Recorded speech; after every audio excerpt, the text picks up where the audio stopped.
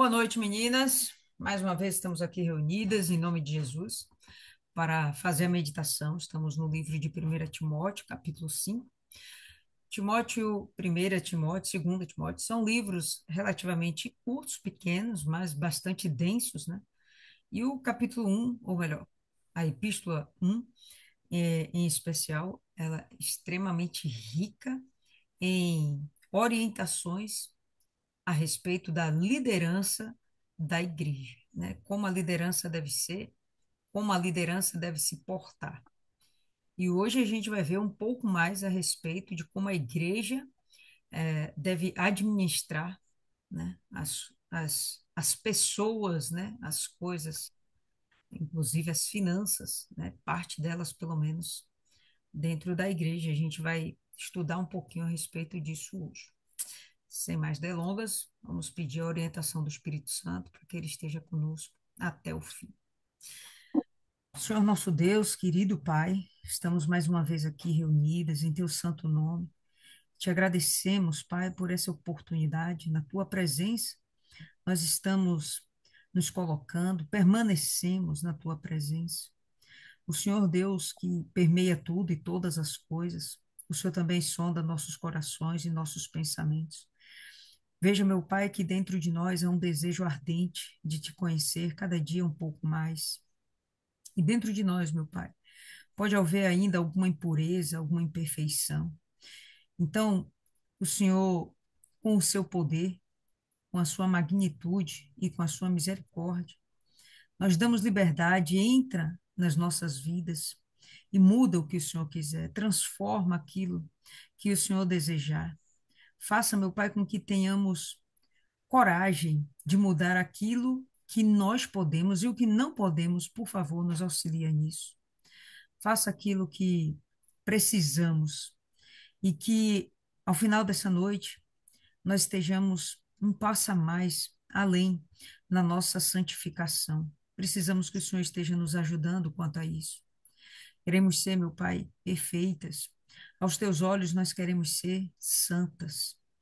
E assim como Paulo está aqui nesse livro orientando a Timóteo, como ele deve ser um menino, nós nos colocamos em tuas mãos também como crianças. Não sabemos, meu Pai, todas as coisas, mas nós precisamos da sua orientação. Então, meu Pai, pega em nossas mãos e nos guia até onde o Senhor deseja que estejamos e nos usa para que a nossa vida tenha sentido, para que cumpramos o nosso propósito aqui nessa terra. E até o final dos nossos dias aqui, ou até o arrebatamento, que o Senhor, meu Pai, esteja nos conduzindo, nos guardando, nos protegendo, nos livrando do mal e nos tornando ainda mais sábios. E que sejamos capazes de transmitir toda essa sabedoria, esse conhecimento para muitas outras pessoas. Assim, entregamos essa meditação em tuas santas mãos, em nome do Pai, do Filho e do Espírito Santo. Amém. E graças a Deus. Amém, pessoal. Então, é isso aí, como nós falamos, 1 Timóteo, capítulo 5. Vamos lá, vou pegar aqui a versão Almeida. Não repreendas ao homem idoso, antes exorta-o como a um pai, admoesta-o como a um pai, aos moços como a irmãos, às mulheres idosas como as mães, às moças como a irmãs, com toda a pureza.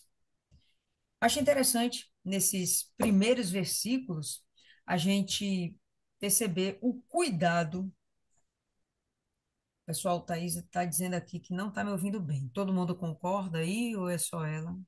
O áudio está baixo aí para vocês ou estão ouvindo bem? Eu tô vendo bem. Estão ouvindo bem? Então vamos em frente aqui. Bom, sim, os primeiros dois versos aqui, a gente vai perceber que Paulo está orientando o jovem Timóteo a cuidar tanto de jovens como de idosos, mas tendo o maior respeito para com todos. Eu acho aqui bem legal.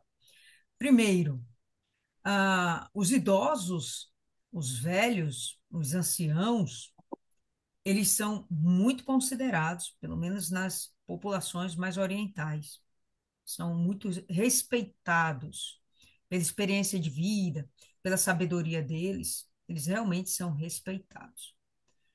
E como tais, imagina que eles estão numa posição muito superior à de um jovem como Timóteo. Ainda que Timóteo seja cheio da unção, ainda que Timóteo esteja cheio da presença de Deus, ele é um menino. Dentro da sociedade, ele deve respeitar aquele mais velho. Porém, ele tem em si uma autoridade. E quando ele vai, ou pelo menos quando ele for usar da sua autoridade, Paulo orienta: faça isso com muito carinho com os idosos. Não seja arrogante, não seja ousado em demasia, mas faça a coisa com carinho, como se você estivesse lidando, tratando com o seu pai e com a sua mãe. Com os jovens, ele fala: olha, trata eles como se fossem seus irmãos. Então, com respeito, com pureza, como você trataria uma irmã, né? Sem brincadeirinha, sem gracinha, sem ousadia, sem malícia. Como você trataria um irmão, né? Mesma forma, com respeito, com carinho. Então, é uma forma da gente entender, compreender como Paulo espera que a igreja se comporte, e especialmente como Paulo espera que os líderes se comportem. Ou não como ele espera, como ele orienta ou manda que seja, tem de ser dessa forma. Se ele, menino, fosse arrogante com o idoso, provavelmente ele não ia ser bem aceito pelo idoso. A orientação que ele fosse dar não ia ser aceita pelo idoso, né? Então, nós que já estamos aqui com uma determinada idade, por exemplo, não aceitaríamos com facilidade a repreensão de uma pessoa de 12, 13, 15, 20 anos. Talvez a gente não ouvisse isso com muita tranquilidade. Por quê? Porque provavelmente nós temos mais sabedoria do que uma pessoa como essa. O que que ela teria a nos acrescentar? Ela teria, ela poderia ter. Claro que a sabedoria de Deus, ele dá a quem ele quer, do jeito que ele quer. E sim, pode acontecer de alguém mais jovem que nós poder nos acrescentar algo perfeitamente possível.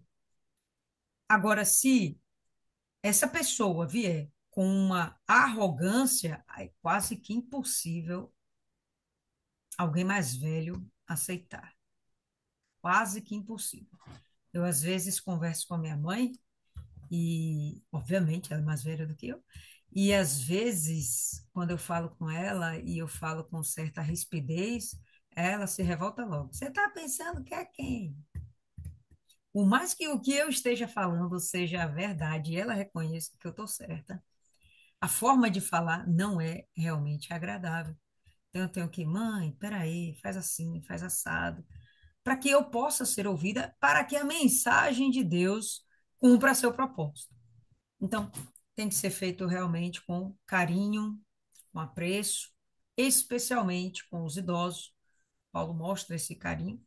Paulo, provavelmente, nessa época, também era um idoso, eu devia ter lá mais de 60 anos, provavelmente. E ele fala com o jovem Timóteo, exatamente, como ele deve proceder, né? Como ele gostaria de ser tratado, como ele também deve proceder para com aquela turma lá da igreja. E aí ele vai seguir. Honra as viúvas, verdadeiramente viúvas. Não sei se na hora vocês, meditando, não se perguntaram: tem viúva de mentira? Eu parei aqui, olhei, gente, tem viúva de mentira? Honra as viúvas, verdadeiramente viúvas. O que que a gente entende como viúva nos tempos de hoje?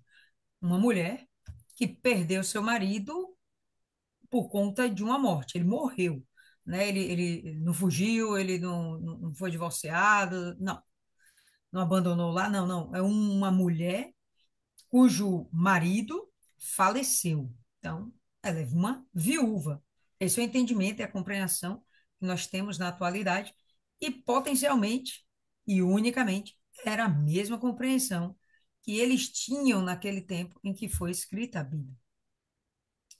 Mas se para considerarmos uma viúva apenas usando esse critério, né? Se uma viúva, aquela que perdeu o marido.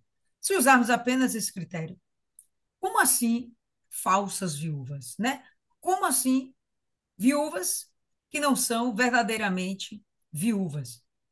Então, eu penso que Paulo está querendo dar aqui uma ponderada, no sentido de dizer que existem viúvas que perderam seus maridos, mas existem viúvas que realmente precisam de ajuda. Então, tem as viúvas que perderam seus maridos, mas tem familiares, tem filhos, parentes, que podem dar um suporte para ela. Mas tem aquelas viúvas que não têm com quem contar, que elas estão completamente desamparadas. E aqui é onde eu penso que ele está querendo fazer uma diferenciação. As viúvas, aquelas que perderam seus maridos, mas ainda têm família, e as verdadeiramente viúvas, aquelas que perderam seus maridos e também não têm mais família. Ele vai agora descrever alguns tipos de viúvas, a gente vai perceber isso, pelo menos três aqui, a gente vai conseguir discernir, diferenciar. Paulo vai fazer essa diferenciação. E ele vai falar com Timóteo, ensinar a Timóteo como que essas viúvas devem ser amparadas, as verdadeiramente viúvas, aquelas que não têm com quem contar.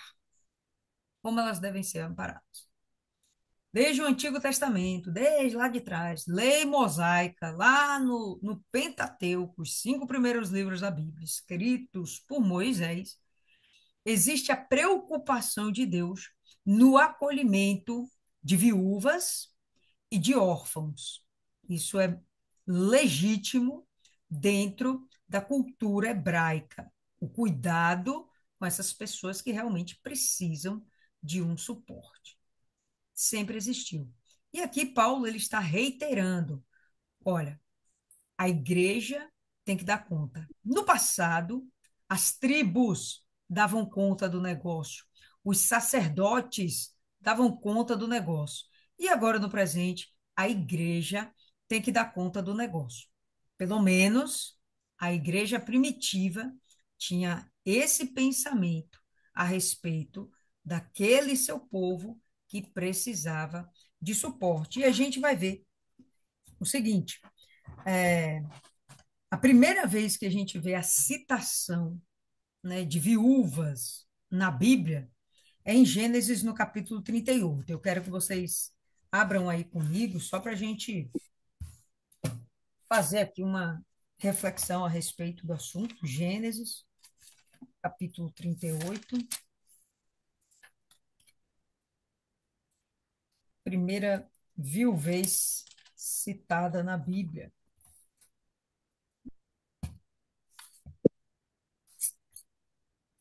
Todo mundo?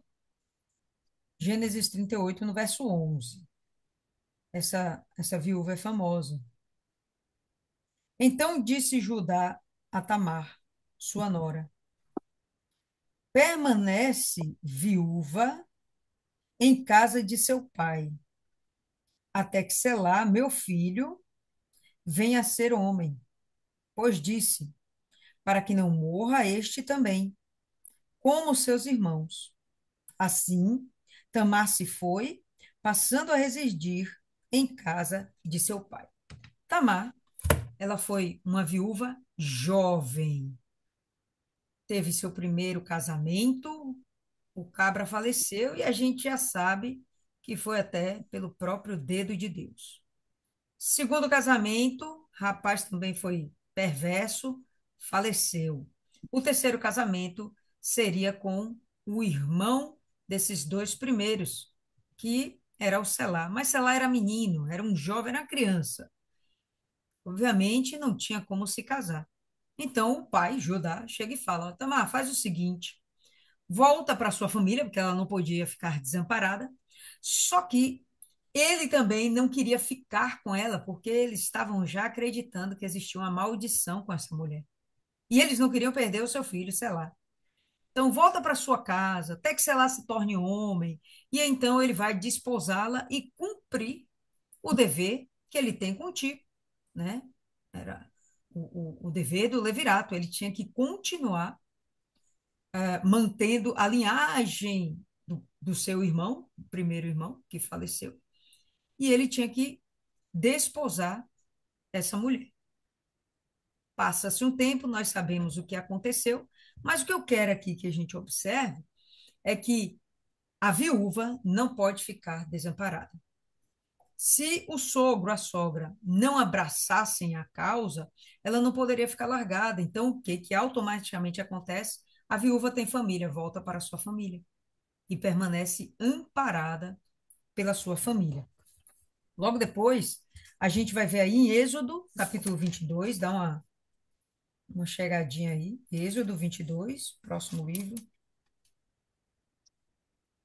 depois de Gênesis. E aqui a gente vai ver Deus colocando ah, o cuidado com as viúvas como uma responsabilidade social. Vamos lá. A partir do verso, Êxodo 22, a partir do verso 22. A nenhuma viúva, nem órfão afligireis. Se de algum modo os afligirdes, e eles clamarem a mim, eu lhes ouvirei o clamor. A minha ira se acenderá, e vos matarei a espada. Vossas mulheres ficarão viúvas, vossos filhos órfãos. O que dá aqui para a gente perceber? A intensidade do cuidado de Deus com essas pessoas. Deus fala que ninguém deve infligir ou afligir essas pessoas, porque são pessoas em condição de vulnerabilidade. Porém, se isso acontecer e elas clamarem a Deus, Deus vai ouvir de imediato e ele vai vingar de imediato. Percebe a intensidade desse zelo, desse cuidado que Deus tem. Se vocês não cuidarem dessas pessoas, eu mesmo vou cuidar. Se vocês não cuidarem, eu mesmo vou cuidar. Então, para você ver que não são pessoas desprezíveis. Infelizmente, hoje em nossa sociedade, os idosos são encarados como velhos que não têm préstimo, são largados, né, à marginalidade, às vezes sozinhos em suas próprias casas, com muitas dificuldades e debilidades, e a gente vê isso a rodo atualmente. Visitamos já alguns asilos, né, algumas casas de repouso, para fazer nossos trabalhos sociais, e o que a gente vê lá normalmente é muito triste, ao ponto das as mulheres que estão lá, os homens também, mas normalmente são mais mulheres que ficam, que são amparadas nesses asilos. Os homens, eu imagino, eles acabam tendo alguma força, algum vigor para continuar indo em frente, mas a maioria das mulheres, elas viúvas e idosas, elas acabam ficando realmente desamparadas. E aí vão para esses lares. E todas elas, o que eu percebi, elas ficam tristes por terem sido abandonadas. A sensação delas não é que elas foram colocadas em um lar de idosos, em um local de descanso, uma casa de repouso, não. A sensação é de que foram abandonadas, largadas, como se não prestassem mais. Caramba, isso é absurdo para uma sociedade oriental, onde eles entendem que o idoso ele é um saco de sabedoria, né? É um saco de riqueza, é um saco de tesouros. Não devem ser desprezados.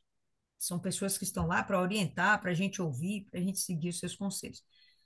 Do lado de cá, né, no Ocidente, isso não é só no nosso país. Eu já viajei em outros países, a condição é muito parecida.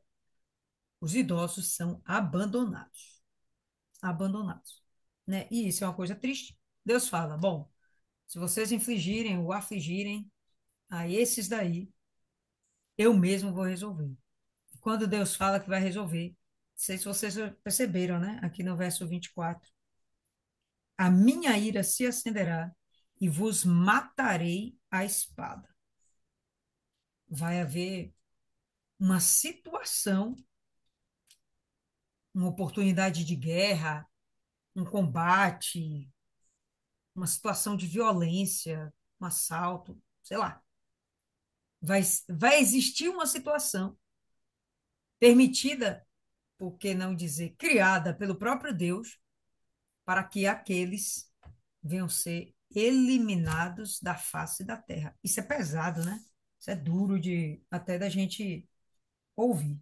Mas enfim, e o primeiro momento, isso aqui é a primeira vez na Bíblia, né, que a gente ouve falar sobre a viúva e o cuidado com a viúva. Agora vamos para o Novo Testamento. A primeira vez que a viuvez é citada está em Mateus, no capítulo 23.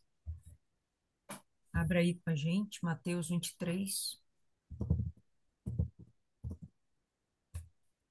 Rapidinho aí, todo mundo. Isso aqui é Jesus, hein? Ai de vós, escribas e fariseus, hipócritas, porque devorais as casas das viúvas, e para o justificar, fazeis longas orações. Por isso, sofrereis juízo muito mais severo. Ó, a gente acabou de ver em Êxodo o próprio Deus dizendo que abateria aqueles que abusassem, maltratassem os as viúvas. Você vê que ele não fala os viúvos, né? Preocupação maior com as mulheres. As viúvas. E aqui a gente está vendo Jesus repetindo praticamente a mesma coisa, né? Seus hipócritas. Vocês vão na casa das viúvas, vão sob a alegação de que farão orações, ficam lá o dia todo, toma café, lanchinho, almoça, toma café, janta, e vocês devoram a casa da viúva. Vocês são hipócritas. Por isso sofrereis juízo muito mais severo. Pode ser que esse juízo não seja agora nessa vida, mas está ali escrito, ó, abusou da viúva. Quando vier o livro das obras a serem abertos, vai estar lá, abusou da viúva. Vai ter um juízo muito mais severo. Interessante a gente perceber isso.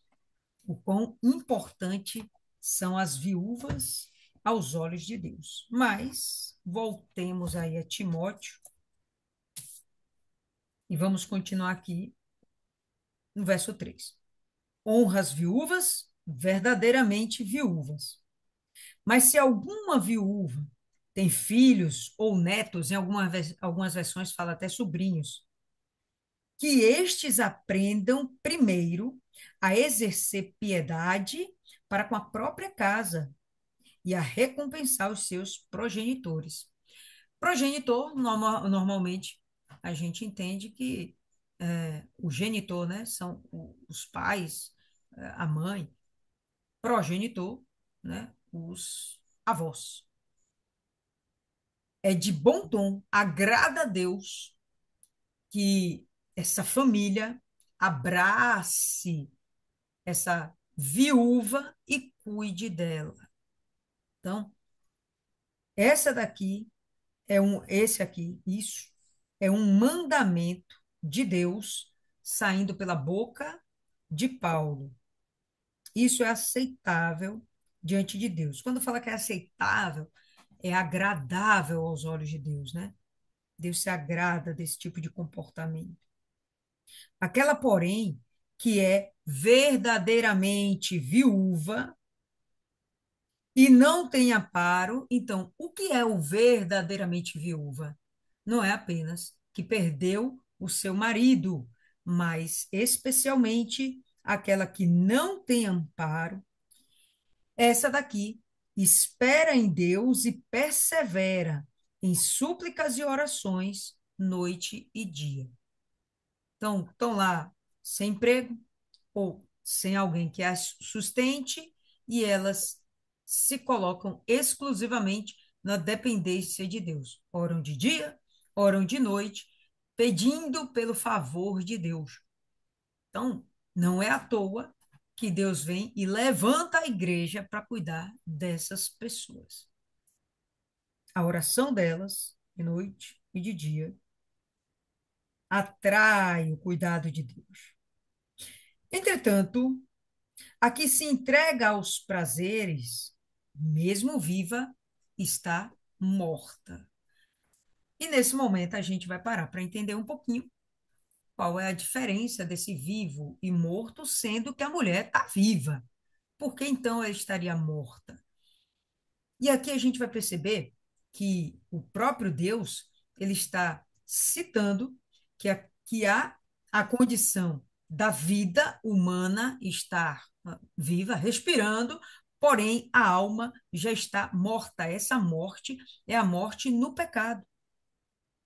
A morte no pecado. O corpo tem vida, mas a alma está perdida. Essa morte é a morte do pecado. Então, essas viúvas aqui, que se entregam aos prazeres, vamos entender que são aquelas que não se colocaram numa situação de terem um relacionamento, um segundo relacionamento, ah, um segundo casamento, segundo a vontade de Deus, com alguém temente a Deus. Não. Ela acabaria se entregando aos prazeres, então ela não estava tão somente em busca de uma família, ela estava em busca da satisfação das suas necessidades sexuais e assim caindo em pecado. Simples. Então, essas viúvas, Paulo vai dizer, não, essas daí não devem ser acolhidas. Pelo contrário, ele vai continuar falando, ó, prescreve, pois, estas coisas para que sejam irrepreensíveis. Tanto os filhos, netos, sobrinhos têm de saber que as viúvas têm que ser acolhidas, quanto os líderes e as viúvas têm de saber em que momento elas têm de ser acolhidas pela igreja. A verdadeiramente viúva tem de ser acolhida pela igreja. Aquela que não é verdadeiramente viúva, que ela saiu dos caminhos de Deus e está se entregando ao pecado, essa também não deve ser acolhida. Até porque, de verdade, ela nem faz parte da congregação. Se ela estiver na congregação, está lá por turismo. Chegou, ou melhor, chega sempre, né? De vez em quando aparece lá na igreja alguém que não é membro e ela vai na reunião, assiste o culto, não necessariamente para buscar a presença de Deus, o cuidado de Deus, a direção de Deus. Vai lá para buscar uma cesta básica. Isso acontece demais. E aí a gente para perguntar: é membro? Não, só veio aqui para pedir uma cesta básica? Eu sei que tem aquele sentimento de pena, né, de compaixão, de querer ajudar. Mas imagina se a gente realmente faz isso com todos aqueles que chegam na igreja apenas para pedir uma cesta básica. Do jeito que Paulo fala aqui, isso não é cuidado que a igreja deva ter. A igreja tem que ter cuidado com aqueles que realmente são fiéis e que se mantêm firmes na presença de Deus. Estão passando por uma dificuldade, estão em situação de vulnerabilidade, devem ser acolhidos pela igreja. Mas aquele que apareceu, esse daí a gente vai ver mais para frente. Paulo vai chamar de peso para a igreja. E a igreja não deve ter esse peso. Então, quando às vezes chega lá alguém assim, eu pondero. Ó, faz o seguinte: se ele realmente quer Cristo, manda ele vir tal dia. Uma quarta-feira, normalmente, o domingo. Manda vir tal dia. Aí a gente vai estar aqui com a cesta preparada. Até porque normalmente a gente não tem nada preparado já de espontâneo para doar, né? Mas simplesmente doar por doar, isso não é obra de Deus. Isso é oportunismo, entendeu? De pessoas que estão querendo levar vantagem em cima da boa fé que normalmente o bom cristão tem. Então, ele vai continuar. Fala essas coisas para que todos sejam irrepreensíveis, ou seja, para que todos entendam o que deve ser feito, façam e se tornem irrepreensíveis, né? Ninguém pode acusar ninguém de nada. Ora, se alguém não tem cuidado dos seus, e especialmente dos da própria casa, tem negado a fé e é pior do que o descrente. Não, a viúva tem família e a família não abraça a causa da família. Meu Deus do céu, esse crente é pior do que o descrente. Em algumas passagens ainda fala, não, aqui mesmo fala, né? Tem negado a fé. Em outras passagens fala, e perdeu a fé. Mas, enfim, tem negado a fé e é pior do que o descrente. Então, a família tem que cuidar. Mas também podemos entender aqui que os seus são os nossos da fé. Os nossos da fé, que não são necessariamente de sangue, mas que eles são da fé, companheiros, irmãos da fé, estão passando necessidade. Bom, esses daí nós temos obrigação também de acolher, porque caso contrário, seremos piores que os descrentes e estaríamos negando a fé. Então, esse papel social, tanto a família tem que manter, como a própria igreja também tem que manter. Não seja inscrita ou listada, senão viúva, que conte ao menos 60 anos de idade, tenha sido boa esposa, uma esposa de um só marido, seja recomendada pelo testemunho de boas obras, tenha criado filhos, exercitado hospitalidade, lavado os pés dos santos, socorrido os atribulados, se viveu na prática zelosa de toda boa obra. Olha só quem a igreja tem que acolher. É realmente quem é da fé. É quem está lá, ó, lutando pela causa de Cristo. Quem está fazendo a obra de Deus. Quem consumiu seus dias, quem gastou a sua vida servindo a Deus. Ah, não, essa daqui não pode deixar de fora. Qual é aquela listada? Essa daqui. E ela é realmente uma pessoa idosa, a partir dos 60 anos. Ah, Paulo considera que já se tornaria uma pessoa, talvez, incapaz de entrar no mercado de trabalho, não que ela não tenha força para trabalhar, ela tem alguma força, mas, de repente, o mercado de trabalho não absorve, né? O que ela tem para oferecer, talvez o mercado de trabalho não aceite, não queira. O mercado de trabalho vai querer mais energia, vai querer mais agilidade, né? O que o idoso poderia ter para oferecer? Experiência, sabedoria, né? Tá lá num cargo de conselho, beleza. Mas normalmente não há uma abundância de oferta de empregos nesse tom. Então são pessoas que realmente vão ficar marginalizadas, à margem da sociedade. Alguém precisa dar conta delas. Se não tem família, a igreja abraça, certo? Hoje o que nós vemos é que o Estado abraça. Eu penso que até a igreja hoje meio que peca nisso. Às vezes, nós temos a expectativa de que o Estado faça algo que era para a gente fazer. O Estado tem que ir lá dar a aposentadoria, né? Benefícios, etc., para que ela venha a ser assistida. Mas Paulo está deixando claro, é da fé, é membro do corpo, pô, então o corpo tem que absorver, o corpo tem que ajudar, tá? E aí ele fala, então tem que ter 60 anos de idade, tem que ter sido esposa de um só marido, não é casou, não, um só marido, tem que ter testemunho de boas obras, as pessoas olharem, não, essa daí fez, aconteceu, assim, assim, ele vai dizer as boas obras, criou bons filhos, né, criou os filhos, exercitou hospitalidade, a pessoa está lá desamparada, não, vem para minha casa, vem aqui, vamos tomar um café, tem aqui um prato de comida, me lembrei agora de Dona Rosa, né, Dona Rosa que ela fala, né, não nega um prato de comida a ninguém, o pessoal bate na porta dela, já sabe até, ela vai lá, serve o prato de comida, tal, hospitaleira, né?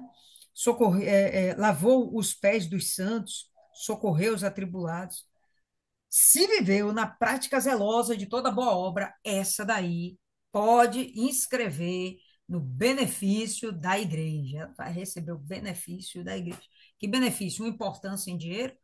Sei, pode ser, mas ela tem que ter suas necessidades supridas, moradia, alimentação, vestuário e coisas correlacionadas. Mas rejeita viúvas mais novas, porque quando se tornam levianas contra Cristo, querem casar-se, tornando-se condenáveis por anularem o seu primeiro compromisso. Que primeiro compromisso seria esse? O primeiro casamento delas?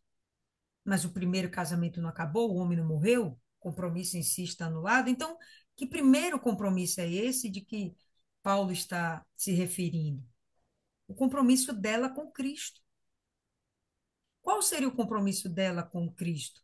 De se manter viúva, fiel dentro da igreja, até que ela possa realmente ser desposada por um outro fiel de dentro da igreja, corpo de Cristo. Não sair por aí para satisfazer suas necessidades. Ele fala, ele cita que elas chama elas de levianas. Quem anda em leviandade é uma pessoa que não tem compromisso, nem com os outros, nem consigo mesma. Ela não está em busca de um proceder, um comportamento sério. Ela quer apenas satisfazer suas necessidades mais básicas, mais urgentes. E aí ela prioriza a carne. Prioriza a carne. Paulo chega, olha, essas daí não. Rejeita essas viúvas. São as viúvas mais novas. Imagina realmente uma moça não, né? Mulher. Uma mulher que fica viúva aos 25 anos de idade. É duro, né? Ficar sozinha aos 25 anos de idade, para quem já teve um relacionamento. Começou praticamente o relacionamento, né? Não ficou casada há muito tempo. Porém, contudo, todavia, entretanto, vai esperar em Deus para que haja um segundo relacionamento, se houver um segundo relacionamento. Mas ela agora vai esperar em Deus. Ela não vai tomar a frente e fazer do jeito que ela quer. Especialmente, não vai se relacionar com pessoas que não são da fé. E a intenção de Paulo é dizer que elas se tornam levianas porque elas vão procurar na rua, fora da igreja, no mundo, elas vão procurar satisfazer suas necessidades, desfazendo assim seu primeiro compromisso, que era com Deus. Além do mais, aprendem também a viver ociosas. Ociosas são preguiçosas, não querem fazer nada. Uma menina jovem que não quer fazer nada e a igreja abraçar a causa dela, vai dar ruim, isso é problema. Uma pessoa que é capaz e você começa a dar esmola para ela, não vai prestar. Essa pessoa aqui está apta para, de repente, estar no mercado de trabalho. Ela não precisa ser abraçada pela igreja, ela pode gerar seu próprio mantimento, vai trabalhar, né? É nova. O mercado de trabalho absorve. Caso não tenha família também, né? Além do mais, aprendem também a viver ociosas, andando de casa em casa. E não somente ociosas, mas ainda tagarelas e intrigantes, fofoqueiras, fica causando intriga. Vai para casa de uma, ó, Maria falou isso de você. Aí chega na casa de Maria, Joana falou isso de você. Chega na casa de Joana, olha, e aí vai. Então, ele fala, eu sinto aqui que Paulo fala com uma certa revolta com essas mulheres que acabam desenvolvendo esse tipo de comportamento. Não só ociosas, mas ainda tagarelas e intrigantes, falando o que não devem. Uma viúva chegou certa feita lá no meu consultório e vocês não têm noção das coisas que ela fala, vocês não têm noção. E acho que já tem uns 70 anos, mas tem um apetite sexual. E eu falava com ela, rapaz, espera Deus vai prover um outro marido para a senhora. Não, Lia, não, esse negócio que na igreja não tem homem. Não dá para segurar, não, 70 anos, que fogo das orreias. E aí falando de coisas que ela fazia para satisfazer-se.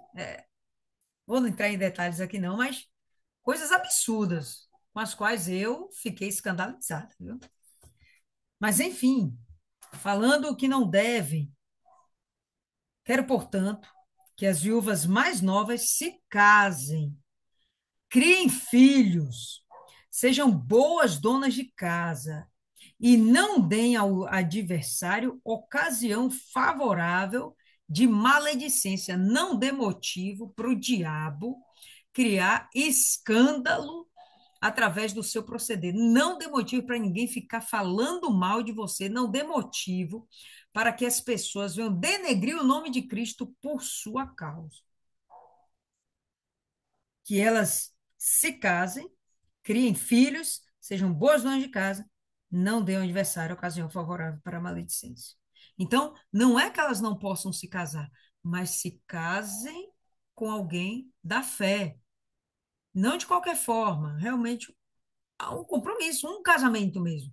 Ele fala aqui de constituir uma família, ter filhos, constituir uma nova família e vida que segue. Pois, com efeito, já algumas se desviaram seguindo a Satanás. Onde é que Satanás está? No mundo. Então elas seguiram a Satanás fazendo o quê? Foram para o mundo. Fazer o quê? Que a gente já sabe.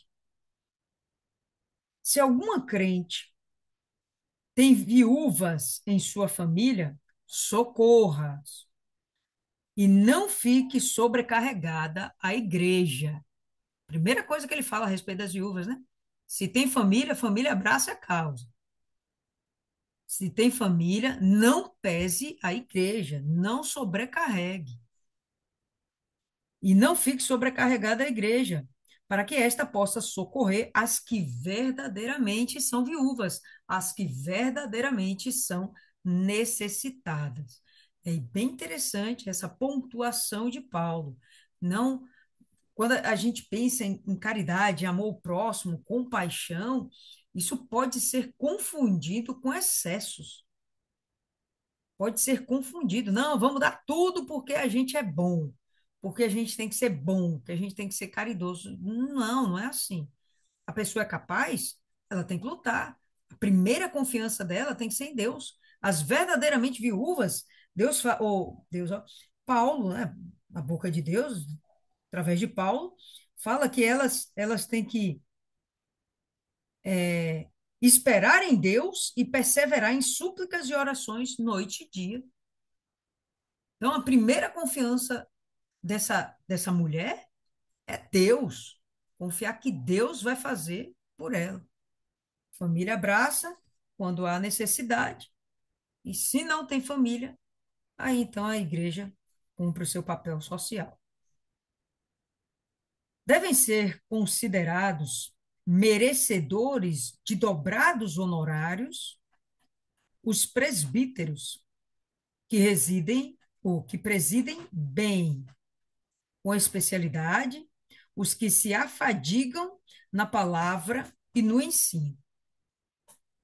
São considerados merecedores, dignos de dobrados honorários. Honorários, salário, concorda? Salário. Salário dobrado. Eles são dignos de terem uma renda dobrada. Quem são dignos?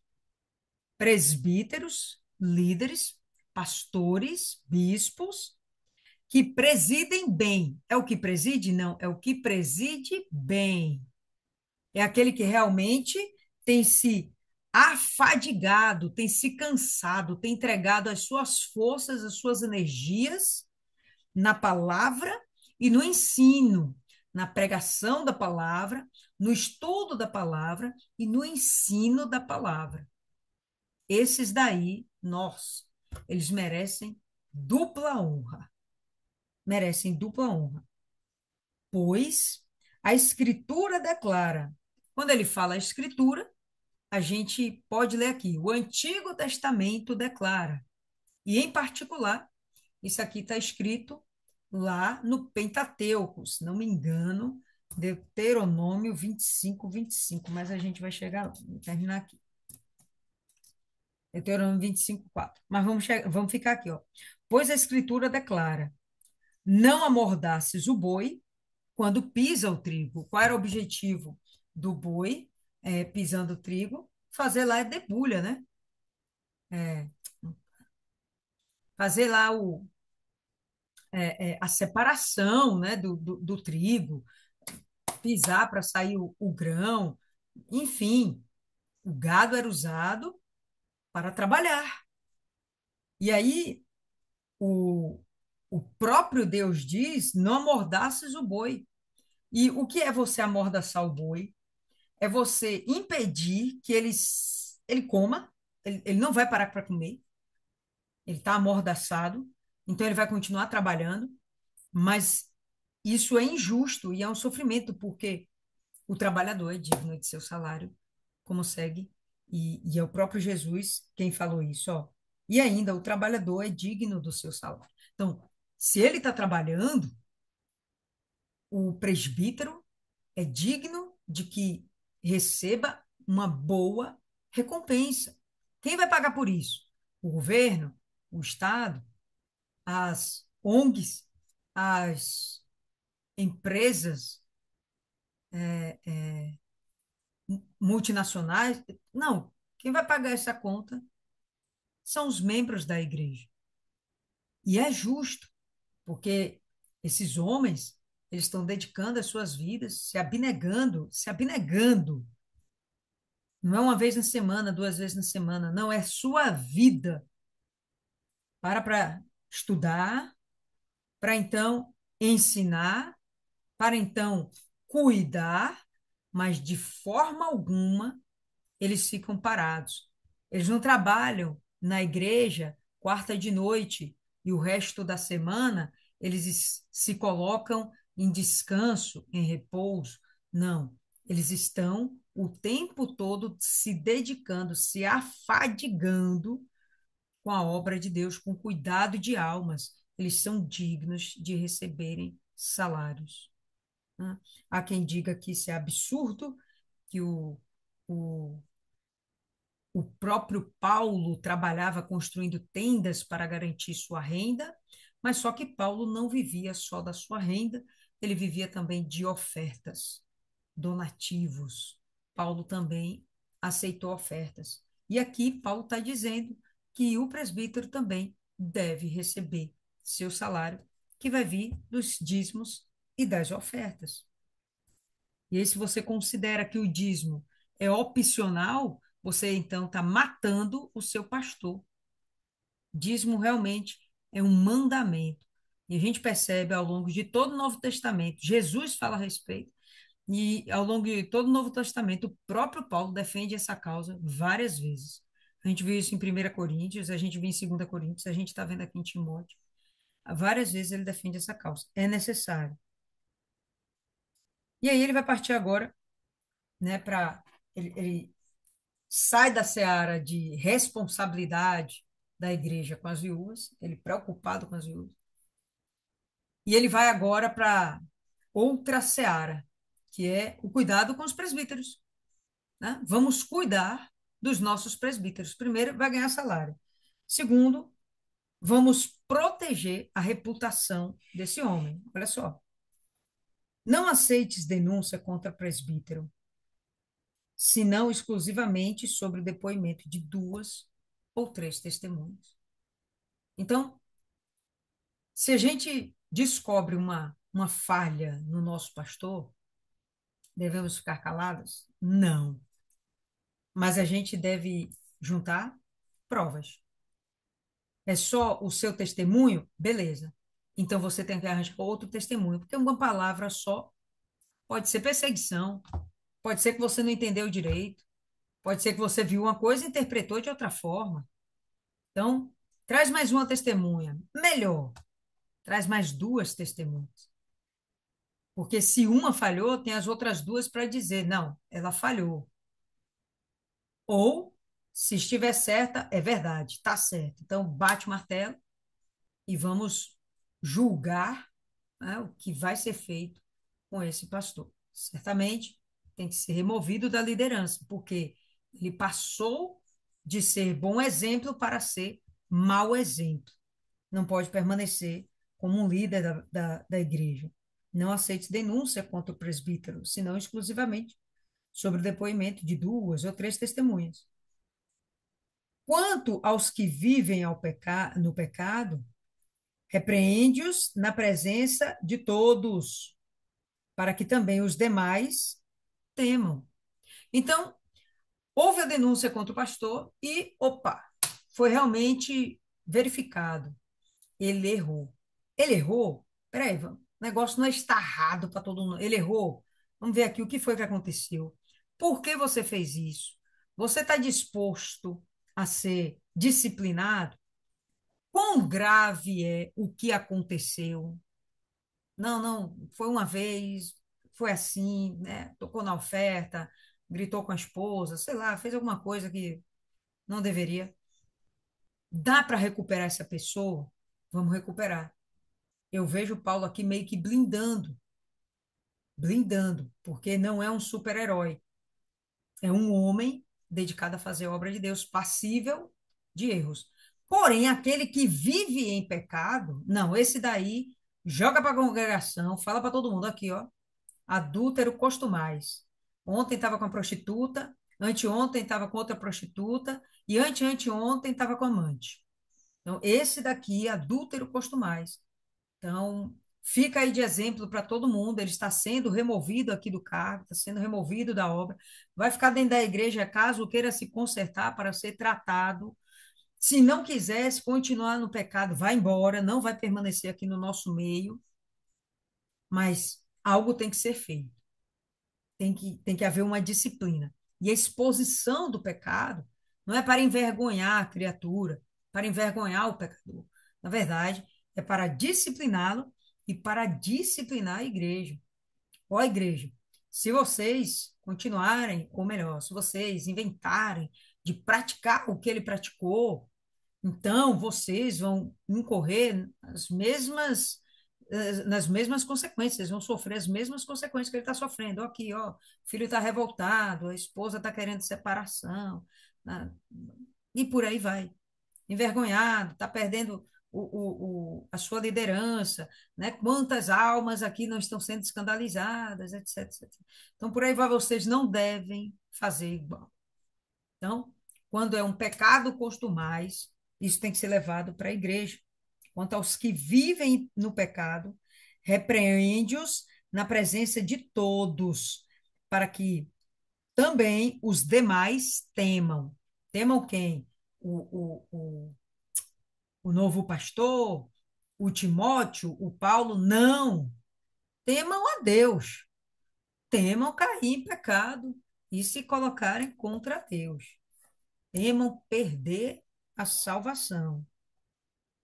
Conjuro-te perante Deus e Cristo Jesus e os anjos eleitos, que guardes estes conselhos sem prevenção, sem fazer nada fazendo com parcialidade. Então, não existe prevenção contra isso, ou seja, você pode se utilizar desses conselhos à vontade.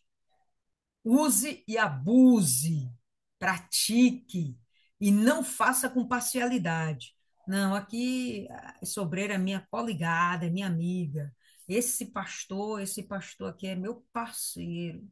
Eu vi ele ser formado. Não, não tem parcialidade. São todos homens e mulheres de Deus dentro de um corpo que deve estar andando sincronizado com perfeição. Se tem uma peça que está fora do lugar, se tem uma peça que não está alinhada com o movimento, não. Então, vamos parar, vamos tentar recuperar, se não, despreza mesmo, joga fora. Entrega a Satanás, manda para o mundo. Não quer se converter? Não vem perturbar, não vem bagunçar aqui a igreja. A ninguém imponhas precipitadamente as mãos. Não se torne cúmplice de pecados de outrem, conserva-te a ti mesmo puro. Então, nós sabemos que quando há imposição de mãos, a depender da intenção, vai haver ali uma transmissão de unção. E, em particular aqui, falando de Timóteo, vai haver uma transmissão de autoridade. O objetivo de impor as mãos sobre alguém é para consagrar aquela pessoa, apresentar aquela pessoa a Deus como uma nova autoridade dentro da congregação, um novo pastor, um novo bispo, um novo diácono, um novo servo. Tá aqui, está sendo apresentado. Não coloque as mãos precipitadamente. Veja se essa pessoa tem um bom proceder. Bacana que a gente observa que na nossa igreja existe esse cuidado até para levantar os obreiros, né? Olha a vida toda, como é você no trabalho, como é você dentro de sua casa, como é que você dentro do seu casamento, como é você com os seus pais, como é você na sua vida financeira, seu nome está sujo, você tem capacidade de se autogerir financeiramente falando, ou é atrapalhado, né? É desordenado, maltrata os pais, não dá importância para os pais, né? Não se comporta bem com o marido, desrespeita o marido, é agressivo com os filhos. Então, vê tudo isso aí. Qual é o proceder dessa pessoa? Essa pessoa está apta a ser levantada como servo de Deus? Qual é o servo de Deus? Como deve ser o servo de Deus? Paulo falou isso já, né, há 1 ou 2 capítulos atrás. Esposo de uma só mulher, a mulher tem que ser também mulher de um só homem, né? Paciente, né? Tem que ser manso, né? Tem que ser sábio, por aí vão todas as características. Vamos observar tudo isso. Não vai coloque a mão na cabeça de ninguém precipitadamente, porque vai que aquela pessoa é uma mentirosa. Você vai, bota a mão e você quer dispensar autoridade sobre uma pessoa que é mentirosa. Bom, a gente entende que isso é espiritual. Não vai entrar na pessoa algo puro, sendo que a pessoa é impura. Mas, aos olhos dos homens, que ninguém viu transmissão de energia, de nada, né? Aos olhos dos homens, aquele é ungido de Deus, aquele é ungido, aquele é o pastor. Porém, aos olhos dos homens, quando as coisas começarem a serem descobertas, não, mas é um adúltero, é um mentiroso, é um ladrão, é orgulhoso. Quando isso acontecer, você foi cúmplice, Timóteo, você não sabia que ele era assim? Olha o pai agora, olha o escândalo dentro da igreja. Então, Paulo orienta, não seja precipitado. Realmente há uma necessidade, há carência da obra, desde aqueles tempos até os dias de hoje, há uma carência na obra de Deus, de trabalhadores, de servos comprometidos com o evangelho, naquela época também, mas ele fala, calma, Timóteo, não é qualquer um. Tenha paciência, olhe, acompanhe, e aí então você decide. Não, esse daqui é realmente de Deus, né? Esse daqui é convertido, nasceu de Deus, né? Esse daqui ainda está em processo, né? Esse daqui é pecador mesmo, é incubado, não presta não. Então, senão você vai se tornar cúmplice dos pecados de outrem, né? De outra pessoa. Conserva-te a ti mesmo puro, não se misture. Não continues a beber somente água. Usa um pouco de vinho por causa do teu estômago e das tuas frequentes enfermidades. O alimento que eles tinham na época era o remédio deles. Ah, não tinha Novalgina, não tinha amoxicilina, não tinha omeprazol, não tinha nada. Então, o remédio que tinha era o alimento. E nesse caso, Paulo fala a respeito do vinho. Sem sombra de dúvidas, o extrato da uva, ele tem alguns elementos que são nutritivos e, inclusive, são restauradores para a célula humana. Então, realmente, tem algo ali que poderia servir de remédio.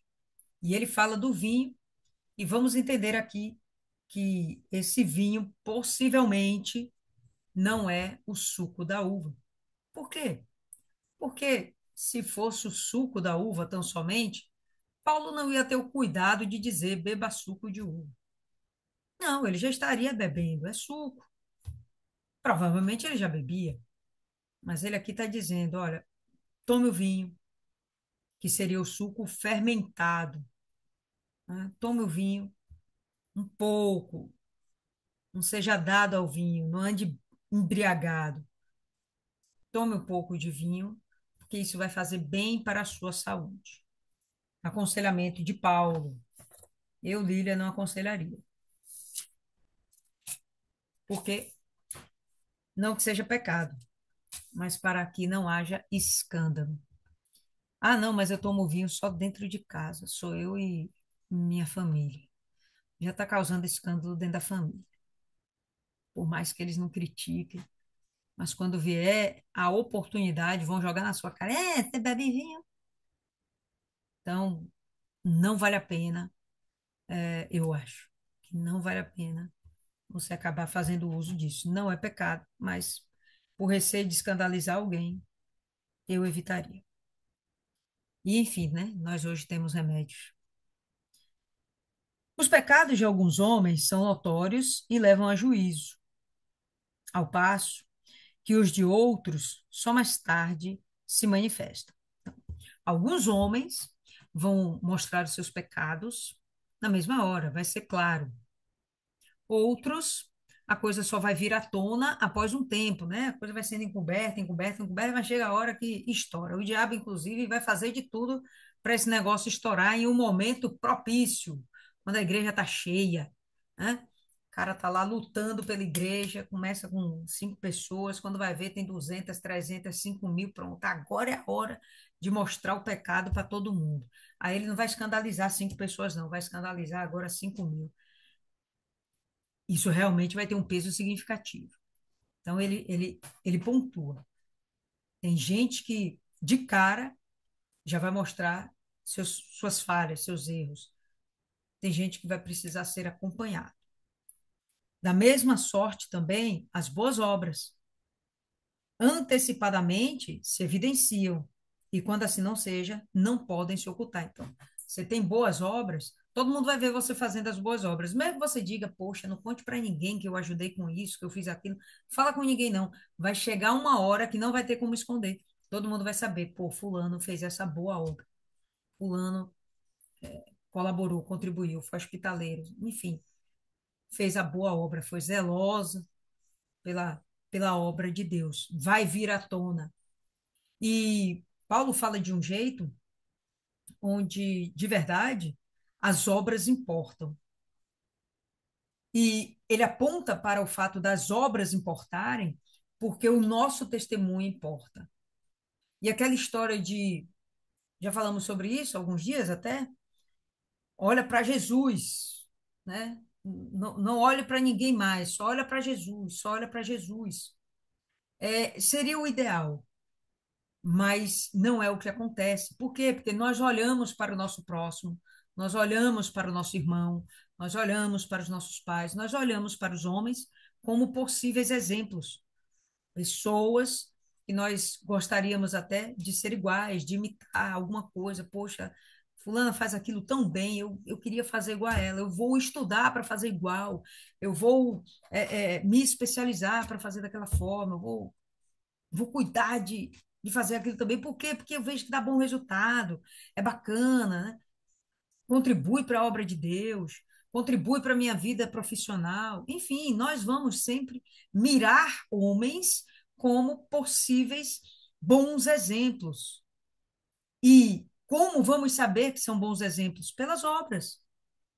Se elas forem ruins, serão manifestas logo ou daqui a um tempo, vai se manifestar. Se forem boas, serão manifestas logo ou até daqui a um tempo, mas serão manifestas as obras. Então, Paulo aponta para essa importância de que, por mais que a gente venha com aquele lema, olhe para Jesus, Paulo ele sempre traz para si a responsabilidade de ser um exemplo. Ele está passando isso aqui para Timóteo e para os demais líderes. Nós temos que ser exemplo. Se a gente estiver praticando a coisa errada, vai aparecer. Mas se estivermos fazendo as coisas boas, também todos vão ver. E temos de ser bons exemplos. Então é isso aí, povo lindo. O que nós temos aí para hoje? Gostaria de ouvir vocês aí brevemente. Graziela lutou bravamente hoje contra o sono. Tá de parabéns. Fala, Graziela, o que que fica para você aí de hoje? Alguma coisa te chamou mais atenção ou você teria algo a acrescentar? Eu lutei bravamente, mas consegui pegar hoje bem o espírito aqui. E assim, de tudo que marcou, né, é o cuidado de Deus, que ele fala assim, né, sobre as viúvas. Mas aí ele tem essa parte que fala, né, aquelas que não são só verdadeiramente viúvas, mas aquelas que temem a Deus, né? Aquelas que realmente vivem de acordo com a palavra de Deus. Isso aqui eu vejo que não se aplica somente às viúvas, né? Por exemplo, eu me coloco nessa condição também, digamos assim, né? Não sou viúva, mas sou divorciada. Passo pela mesma luta da viúva, digamos assim.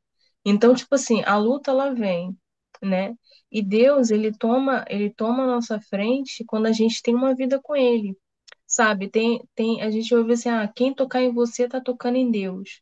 Mas será que você tem essa moral com Deus, digamos assim? Será que você tem realmente essa vida com Deus? Porque se você não tiver, o diabo ele vai tocar sim, entendeu? As coisas vão acontecer sim.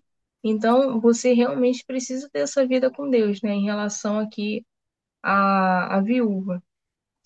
E aqui no versículo 22, né, ele fala que a gente não tem que ser cúmplice de pecados de outrem. E a gente tem que se conservar a ti mesmo puro, né? Então, é o que eu estava falando, né? A gente realmente olhar para Jesus, mas acima de tudo, quando a gente vê essas situações, né? Porque, enfim, a gente acaba vendo coisas que escandalizam, coisas que envergonham o nome de Jesus, mas a gente tem que guardar a nossa fé. A gente tem que realmente pensar assim, não, quem sou eu diante de Deus? Isso não é fácil, isso é realmente assim, é o tempo, é a construção da tua maturidade ali com Deus, do teu relacionamento com Deus, porque eu já pequei nesse sentido, de olhar para uma outra pessoa que, nossa, eu achava que ela era uma pessoa de Deus, que ela era um exemplo, e daqui a pouco ela não estava mais, né? Então aquilo ali acabou me escandalizando. Mas hoje eu entendo que não.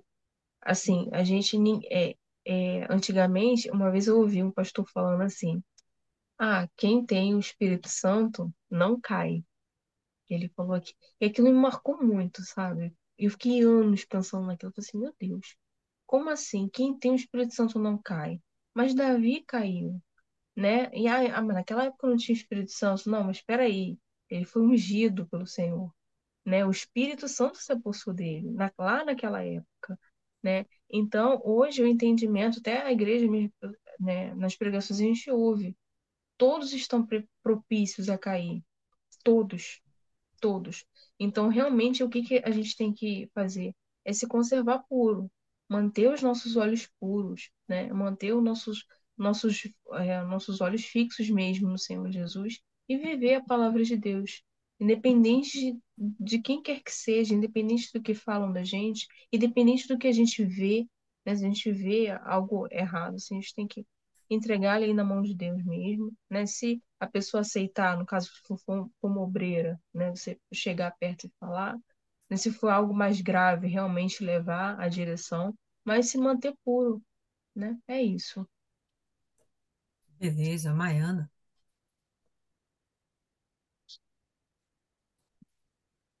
Os cuidados de Paulo em formar em Timóteo alguém como ele é, porque ele, como mentor, é o que ele está fazendo, ele está ensinando o Timóteo a se blindar e a prestar atenção na comunidade cristã daquela época, no povo. E ele não estava ali falando para Timóteo prestar atenção para comentar sobre os erros dos outros, mas para corrigir aqueles erros. Ele estava ensinando como Timóteo tinha que fazer para que a igreja se mantivesse fiel a Deus. no momento em que ele fala para prestar atenção no testemunho, não é porque vai pegar aquelas pessoas que não são fiéis, que não estão vivendo uma vida correta e vai simplesmente isolar. Não. É para procurar disciplinar aquelas pessoas. Foi aquilo que eu comentava com a senhora domingo. É impossível a gente dar uma volta no salão e não olhar para a vida dos outros. E olhar para Jesus não é tão fácil do ponto de vista que a gente não conviveu com o Senhor Jesus, a gente só tem os exemplos. Então, a gente pode fazer igual aquele filme, o que Jesus faria. Mas aqui a gente se espelha nos homens. Muitas pessoas que a gente olha e diz, poxa, eu queria ser como fulano, mas depois de um tempo você olha assim, Deus, me perdoa porque eu não sabia o que eu estava falando. Mas tem outra ali para você se espelhar, mas se você focar em pegar o que é de bom que aquela pessoa faz e relevar o que ela faz de errado no sentido de eu não vou criticar, porque eu também estou sujeita a fazer a mesma coisa. E no momento que eu começo a criticar e não chego até aquela pessoa para falar o que ela está errando, onde ela está errando, eu estou fazendo a mesma coisa que ela. Mas é tentar ajudar. Mas você não ajuda quem não quer ser ajudado. Como ele fala dessas mundanas aí, elas foram para o mundo porque elas quiseram. O Espírito Santo não vai me impedir de pecar, eu posso fazer o que eu quiser. A decisão é minha porque ele está sujeito a mim. Só que no momento em que eu deixo ele tomar a direção da minha vida, poxa, o diabo perdeu. O diabo vai fazer o que ele quiser na vida de outro, na minha ele não vai. E quando eu tô bem com Deus, eu vou procurar fazer com que as outras pessoas também fiquem bem com Deus. Porque você vê que uma pessoa tentou ajudar aquela ali que tá errando, que tá caído, porque a pessoa cai sempre no mesmo problema. Não é tipo o diabo enganou ela hoje na vida financeira, amanhã na saúde, amanhã na vida profissional. Não, é sempre nas mesmas coisas. E a pessoa tá sempre caindo, e você vê várias e várias pessoas ajudando. É Deus que desistiu daquela pessoa? Não é aquela pessoa que quer andar de muleta, ela quer ser a coitadinha, é a síndrome do foco em mim. Eu sei que é pesado falar isso, mas muitas vezes a pessoa não quer a ajuda de Deus, ela quer a ajuda do próximo. Ela quer que os outros se desgastem. A gente tem essa obrigação de orar um pelos outros, mas tem gente que não quer que você lute a guerra com ela, ela quer que você lute por ela enquanto ela fica de braços cruzados, dando razão para a carne dela, porque a carne é fraca. Sua carne é fraca e está fazendo isso, imagina se ela fosse forte. E Paulo ele vai levando Timóteo por várias vertentes, ó, ajuda, cuida, exponha se for preciso, porque o próprio Paulo fala que entregou uma pessoa para o diabo para não perder a alma. Mas vai falar isso, a pessoa não quer. E quando você é mais ríspido, mais firme com alguém, a pessoa diz que você é ditador, que você é narcisista, sabe? É tanta coisa que eu só engulo com água para ver se desce. Mas eu tenho que ter o cuidado de me manter firme, de ser essa pessoa, porque o que eu formar vai ser como o discípulo que eu pegar, ele vai agir como eu agiria, e eu já vou avisando. Deus tem misericórdia, viu? Deus tem misericórdia de mim, da minha alma, porque ainda não cheguei nesse nível aí, não. O diabo, ele vai criar várias situações. Todo dia no trabalho eu olho e penso, meu Deus, como o Senhor me mudou, como o Senhor me mudou. Hoje uma abençoada pegou uns ramos e disse que estava passando na outra e começaram todo mundo a rir. E por incrível que pareça, eu me mantive sério. Eu olhei assim pra cara dela e falei, ó, eu já vi gente manifestar com essas brincadeirinhas aí que vocês estão fazendo. E se manifestar, eu vou deixar aí pra vocês tomar vergonha na cara de vocês. Aí eu sei que tem uma pessoa lá que já foi obreira. Ela rapidinho parou a brincadeira, parou de rir. Aí elas ficaram olhando pra mim. Eu falei, vocês estão rindo? Eu tô falando sério. Ela, se manifestar, a gente expulsa. Eu falei, é? Então tá, eu vou deixar aí. Eu ainda vou pegar meu celular e vou filmar a surra que você vai apanhar dos capeta igual o mágico. E depois que passou tudo, eu falei, Jesus, eu não ri, eu não fiz uma gracinha. Ah, o Senhor tá voltando e eu vou com o Senhor. Porque não dá pra você brincar, não dá pra você perder tempo. E Paulo, ele tá aqui tendo esse cuidado com Timóteo.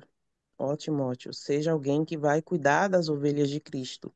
Tenha responsabilidade com essas pessoas, porque a gente não está aqui só para ser mais um obreiro, só para colocar a mão na cabeça de uma pessoa e uma pessoa manifestar. A gente está aqui para levar essa pessoa aos pés de Cristo e que essa pessoa seja batizada com o Espírito Santo.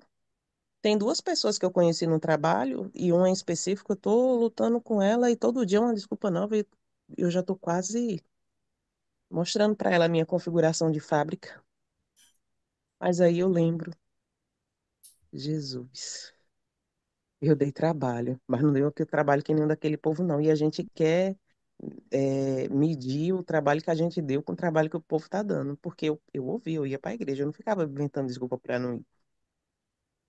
E Paulo, meu Deus, acho que se eu fosse discípulo de Paulo, ele ia pedir para sair. Não tem condições, não.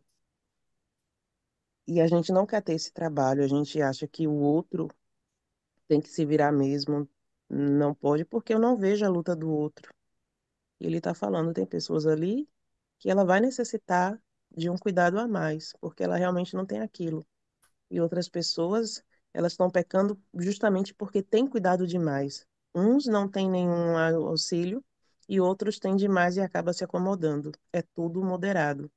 O Senhor Jesus não morreu mais por um e menos por outro, ele se entregou por inteiro. E às vezes o problema é esse, é que a gente foca tanto em um que esquece dos outros.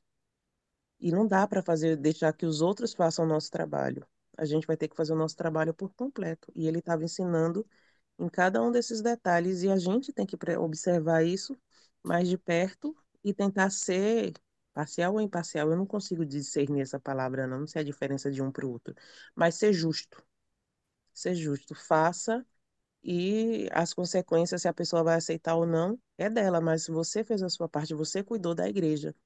Você cuidou do povo daquela pessoa que vai ser o seu rebanho. Então a gente tem que ter esse cuidado de também não querer fazer o trabalho do Espírito Santo, porque na maioria das vezes a gente quer pegar o trabalho que é do Espírito Santo e fazer e não vai dar certo. Então ele dá aí a dica de ouro pra gente. Uhum. Faz a sua parte. Faça com excelência e a parte de Deus é só Deus mesmo. Mas, peraí, a minha internet tá começando a parar aqui. Eu vou, como se estivesse caindo, viu? Vou encerrar aqui. Beleza. Fabiane.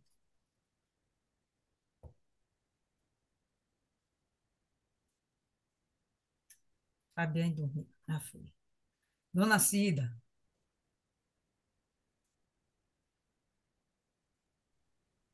Boa noite. Boa. Dona É, Cida, se a senhora tiver algo a acrescentar, acrescente, que a gente quer ouvir a a- sua sabedoria, que a senhora é a anciã de dias do grupo, entendeu? É a mais sábia de todas.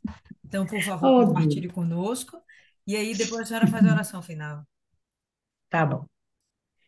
Aqui eu vejo o cuidado, né, de Deus através de Paulo, né, com a gente hoje, agora, né, revelando essas palavras para a gente, o cuidado da igreja com a gente e da gente com a igreja, né, porque a gente tem que, o pastor tem que ter cuidado com a gente e a gente tem que dar bons exemplos, né, para que não venha ser desonrada a palavra de Deus, né? Como aqui ele dá chance, né, de a viúva, né, ser cuidada pelos filhos, de casar de novo, né? E como a senhora falou aí a senhora, né, que estava com a vida sexual aflorando. Eu ontem estava conversando, né, com uma pessoa com 89 anos, que ela disse que ela estava procurando, e ela é cristã, estava procurando uma pessoa para casar na internet, uma pessoa com 89 anos. Eu disse, olha, eu não quero falar não, mas isso aí é demônio, vá para a libertação, porque uma pessoa com 89 anos e está com isso aí que a senhora está dizendo, falando, é, achando natural. Não tem, não tem. Quando a gente é jovem, a gente tem os hormônios, tem as coisas, mas depois, com 89 anos, já com 90 praticamente, né? Com esse negócio aí de internet, querendo, levando a pessoa para casa para dormir com a outra, isso aí, a senhora literalmente, se a senhora não se converter de fato e verdade, a senhora vai para o inferno.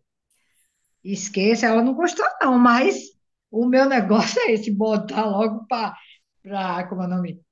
A realidade, porque se morrer assim, esse sangue não vai ser cobrado de mim, né?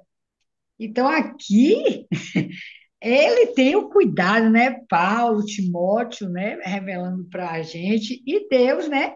Agora, nesse momento, através de Timóteo e de Paulo, Paulo dando instrução a Timóteo, e Deus revelando para a gente o que, é que a gente tem que fazer, né? Diante da nossa vida, né? Com Deus. É isso aí, vamos orar, porque o negócio é sério, viu? Os cristãos estão demais relaxados, achando que é cristão mesmo, mas na hora do vamos ver é que vai ser. Sem interromper a senhora, já interrompendo. Aí hoje Ah, chegou uma paciente também, a mesma coisa, desorientado, né? Feliz da vida, porque é crente, chegou no consultório de crente, e não sei o quê. E aí eu perguntei, né? Tanto que ela estava falando, e você congrega onde? Ah, eu congrego em tal, assim, assim, assim.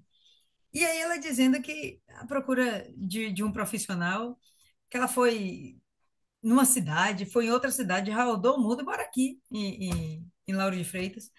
Eu falei, não, a senhora gosta de viajar, rapaz. Tô entendendo que a senhora gosta de passear. Aí ela, não, sabe como é, né? É primeiro que eu sou crente. E assim, eu sou sagitariana, eu sou para frente. Aí eu, hum, peraí. Ficou confuso aí. Ficou confuso. Aí eu fiquei calada, porque ela, sabe aquele povo verborrágico? E fala, fala, fala, fala, fala. Pô, tá batendo horário, tem que ir para os núcleos. A criatura lá não parava. Mas se eu interpelasse, a gente entrar naquela seara de não ia valer a pena aquele nível de conversa. Porque eu percebi que ela falou que era cristã, mas de verdade não é. Ela congregou por um tempo, não tem uma congregação efetiva mais. De vez em quando ela visita a que ela sempre foi, mas realmente ela não é firme, né? E vai de vez em quando numa outra aqui, não é firme, não tem um compromisso real. O compromisso dela só está na mente e no signo. Eu parei assim, não, tá muito bagunçado, que nem a senhora falando aí. Os cristãos hoje tá bagunçado, tá um negócio estranho. Fala, Maia.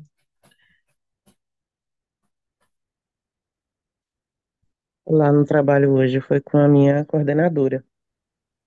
E o negócio lá tá meio forte, o bicho tá pegando. Aí ela falou de pedir pra sair.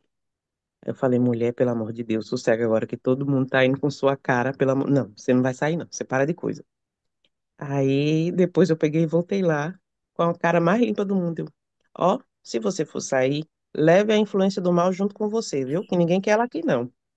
Aí ela, oxente, mas que é isso? Eu falei, oxente, mais nada. Leve sua influência do mal, que ninguém quer ela aqui. A gente quer paz, sossego. Aí ela, ô Mai, eu falei, ô Mai, não, eu tô falando por todo mundo aqui, porque eu não tenho o que fazer, eu ainda invento ser a boca de todo mundo. Aí tinha uns profissionais lá que falou, é verdade, leva que ninguém quer não. Aí eu tava vendo aí ela, ô Mai, a bichinha também é filha de Deus. Eu falei, não, ela não é filha de Deus, não, ela é criatura e eu ainda tenho as minhas dúvidas, que se Deus dissesse que não criou tudo que tem no mundo, certeza que o diabo pegou e plantou ela ali. Aí ela, não, mãe, sou filha de Deus. Eu falei, você não é filha de Deus também não, filha. Você é criatura. E se der por satisfeita? Aí ela, eu me considero. Eu falei, ó, você não é filha de Deus, não, você é criatura. O processo para ser filha é outro, mas isso aí é conversa para uma outra história. Você está muito sensível, eu não vou aqui fazer você chorar. Mas depois a gente volta para ter essa conversa. Pô, a pessoa peca, pinta a borda e favorece. fica falando mal dos outros, ela é filha de Deus. Uhum, sei. Aí ela, ô Maia, eu não sei o que é que eu faço com você. Eu falei, me escute, que eu só tenho um conselho bom para te dar. Vai lá, dona Cida, faz a oração aí, vamos. É verdade. Todo mundo quer ser filho de Deus, né? Eu também falei isso, velho. Eu sou filha de Deus. No lugar que eu chego, eu faço oração. Faço oração e todo mundo faz. Sim, faz oração, qualquer um faz. Filho de Deus? Não, você é criatura. Porque pela misericórdia de Deus, você é criatura. Falando coisa mais, revelando aí o que eu falei que estava tudo certo, né? Vamos orar. Meu Deus e meu Pai, meu Rei, meu Criador, com temor e tremor do teu juízo, meu Pai. Não deixa a gente olhar para trás, não, Senhor. É o que eu peço todos os dias, meu Pai, nas minhas orações. Eu peço também, meu Pai, pelo grupo Sacrifício, que cada dia a gente possa crescer na tua palavra, meu Pai. Que as pessoas que não puderam estar aqui, que o Senhor coloque na vida delas, meu Pai, vontade de estar para aprender mais e mais do Senhor, porque quando mais a gente aprende do Senhor, a gente crê, a gente fica firme, meu Pai, na tua palavra. Então, Senhor, guarda a gente, guarda a nossa família, e que o dia de hoje entregue o dia de amanhã mais maravilhas, meu Pai, do que de hoje. Eu peço, meu Pai, em nome do Pai, do Filho e do Espírito Santo, guarda a gente, guarda nosso trabalho, nossa família, guarda tudo, Senhor, porque o teu amor é grande, a tua misericórdia é maior que tudo. Por isso que a gente não é exterminado, Senhor, porque o Senhor nos ama tanto, tanto, tanto, que nos dá oportunidade cada dia. E cada dia que a gente acorda, Senhor, que abrimos os nossos olhos, o Senhor dá mais uma chance para que a gente possa ser melhor do que outro dia, Senhor. Obrigado, obrigado, obrigado. Em nome do Deus que é Pai, do Deus que é Filho, do Deus que é Espírito e que é Santo, que é o teu Espírito, meu Pai. Eu entrego nas tuas mãos as nossas vidas, Senhor. Em nome do Senhor Jesus. Amém. E graças a Deus. Amém. Graças a Deus. A gente se encontra na próxima meditação. Vai ser no último capítulo de 1 Timóteo. Em seguida, a gente já vai entrar na 2 Timóteo, tá bom? Deus abençoe. Até a próxima.